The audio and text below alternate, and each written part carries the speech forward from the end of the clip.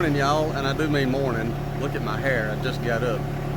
But I want to show you a little trick I learned on putting the backhoe back on the RK24. And any of you who have taken the backhoe off of a 24 or any other tractor, you know, taking it off's the easy part.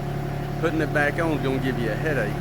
But I learned a little trick, and I just wanted to pass it along to you. And some of you may already know it, you may be doing it, but I just learned it, so now I'm going to pay it forward.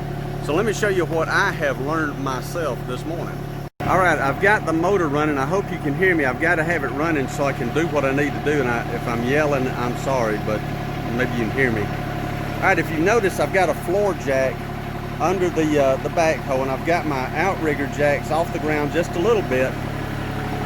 And when you're backing your tractor up and you're trying to line these side plates up with that pin, you know how hard it is to get backed in straight. And if you've got to move it sideways to sideways, you know how hard that is to do it with these outriggers up. So I raised it up with the jack a little bit, and now I can take the whole boom, and watch this, I can move it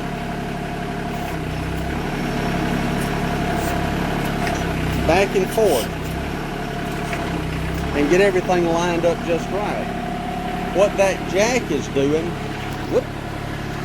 what that block almost did, what that jack is doing, it's allowing the whole backhoe to come off the ground, and when you move this arm like you were going to swing it right or left, it's letting that the control center up there, or where the outriggers and everything are mounted, just move back and forth, and you can delicately align everything to where you can back up.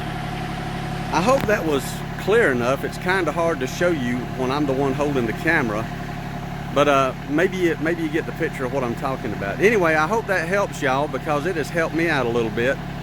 And now I'm going to finish this task up. Oh, one more thing, and I'm going to turn the motor off and ask everybody this.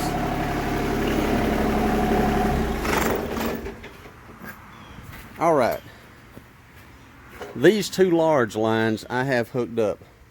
The smaller line right here, and it goes across here.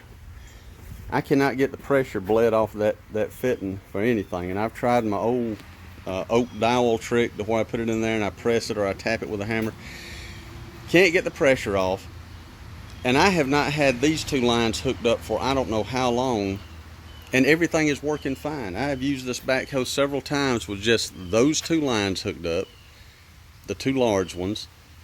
When I've got the backhoe up, I tie the two large lines together where I can still use my 3-point and my lift arms. But those two smaller lines, I have not had those hooked up in I don't know how long. So maybe somebody out there knows what those lines actually do, because it's not affecting the operation of the tractor by not having them tied in together. So if you know, let me know. And I'll talk to you directly. Y'all have a good, what's today? Tuesday. Have a good Tuesday, y'all.